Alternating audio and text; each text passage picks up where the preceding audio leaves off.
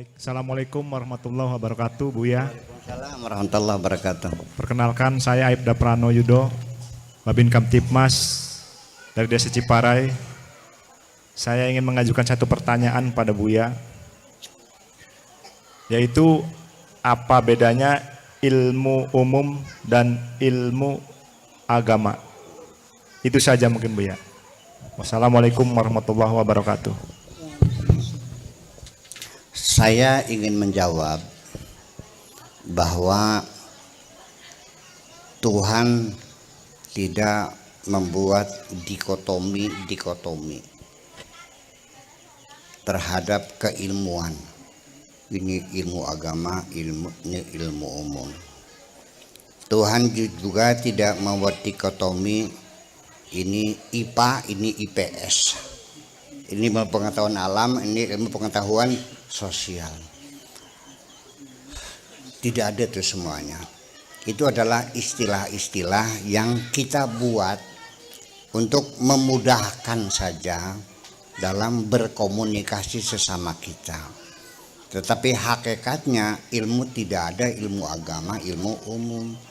Sebab kalau saya desak yang yakin ada ilmu agama, tolong Bapak sebutkan ilmu-ilmu agama itu seperti apa? Sok sebutin ilmu agama itu seperti apa? Tafsir, hadis, apa lagi? Mustalah hadis, ilmu sanad, usul fikih, qawaidul fiqhiyah, apa lagi?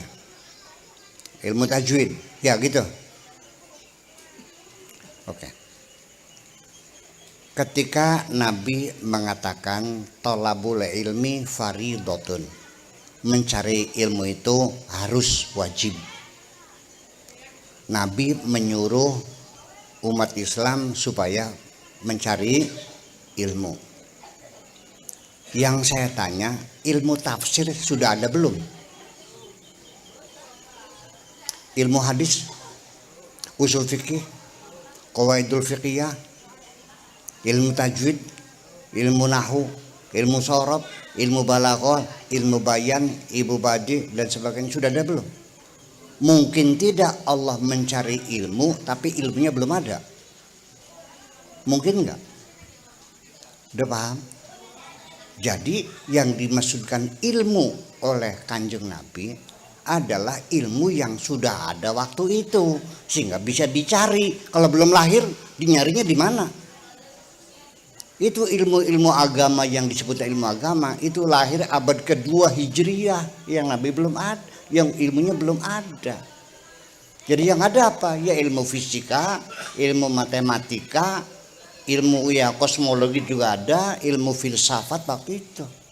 Makanya orang Islam berbondong-bondong mencari ilmu kemana-mana, belajar bikin kertas ke Mesir, belajar ilmu irigasi, pertanian ke Persia, belajar ilmu filsafat ke Yunani. Jadi waktu itu belum ada pesantren babakan, belum ada pesantren buntet, belum ada. Ya pesantrennya di Yunani, di Mesir, di India dan sebagainya. Ya, makanya orang Islam hebat dalam segala macam ilmu kan. Ya, ilmu kedokteran, ilmu matematika, ilmu fisika dan sebagainya, ilmu kimia dan seterusnya. Itu mereka pelajari. Nah, jadi oleh karena ada dikotomi ilmu agama, ilmu umum, jadi dikiranya kalau belajar tajwid ada pahalanya. Kalau belajar matematika nggak ada pahalanya. Kalau belajar tafsir ada pahalanya. Kalau belajar sejarah Indonesia nggak ada pahalanya. Sampai zakat saja, kalau guru yang ngajarnya matematika nggak bakal dapat zakat. Betul nggak? Tapi kalau guru ngaji dapat nggak? Dapat. Yang ngaji, yang ngajarin anak-anak sholat dapat. Yang ngajar guru tafsir dapat, ya karena mereka guru agama. Kalau ini mah guru umum. Itu celakanya. Ulama yang pertama kali membelah ilmu menjadi ilmu agama Itu Imam Al-Ghazali, namanya Ihya Ulumuddin, menghidupkan kembali ilmu-ilmu agama. Jadi kalau kita membuat istilah yang mungkin layak dipakai, itu ilmu agama dan ilmu dunia dan ilmu akhirat. Itu saja. Lalu batasannya bukan bentuk ilmunya, bukan sifat ilmunya, tetapi kemanfaatan atau digunakan untuk apa. Apapun ilmunya, kalau digunakan untuk mencari dunia, namanya ilmu dunia. Ilmu apa saja kalau dicari untuk mencari akhirat, namanya ilmu akhirat. Seorang dokter, namanya dokter Idris di Jatibarang. Ilmu dokter, ilmu umum katanya ya, katanya ilmu umum dokter. Saya kalau berobat kepada beliau, itu setiap saya tanya, berapa dok? Dah nggak usah. Dah, ini obatnya. Nih silakan, halaman aja udah Pak Kiai. Saya pikir karena saya kiai digratiskan ya itu. Tapi ternyata tidak. Sering kali saya masuk ada pasien lain, selesai diperiksa, kasih obat, pinter dok. Orang tua ya, tapihnya juga sudah kusut masai kan gitu. Rambutnya udah putih semua, nenek-nenek. Kata dokter, dah bu salaman aja, tenang dipakai obatnya. Oh ternyata orang-orang yang tidak mampu digratisin kok. Dokter ilmu umum, tapi dia membantu orang-orang miskin. Ilmu kedokterannya tuh ilmu dunia apa ilmu akhirat? Ilmu akhirat. Sebaliknya, yang fasih-fasih membaca Al-Quran dan menceritakan hadis qala Rasulullah qala ta'ala subhanahu wa ta'ala, yang berdalil itu ya, ketika dipanggil ceramah pasang tarif 15 juta. Ilmu agama apa ilmu? Ilmu agama apa ilmu dunia apa ilmu akhirat? Ilmu dunia pasang tarif. Iya, saya ajak jangan pasang tarif, udah niat kerja sama Allah aja lah.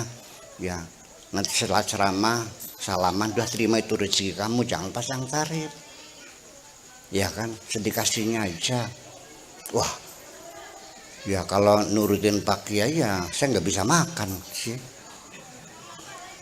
Jadi artinya dia tidak yakin bahwa bekerja kepada Allah bakal dibayar. Iya, dia yakin kerja sama Belanda dibayar, kerja sama Cina bayar, kerja sama Korea bayar, kerja sama pemerintah, kalau kerja sama Allah nggak makan, dibayar. Jadi ya tolong ya kepada sahabat-sahabat saya, kalau Anda belum yakin sama Allah, nggak usah ngajak-ngajak orang percaya sama Allah dong. Betul nggak?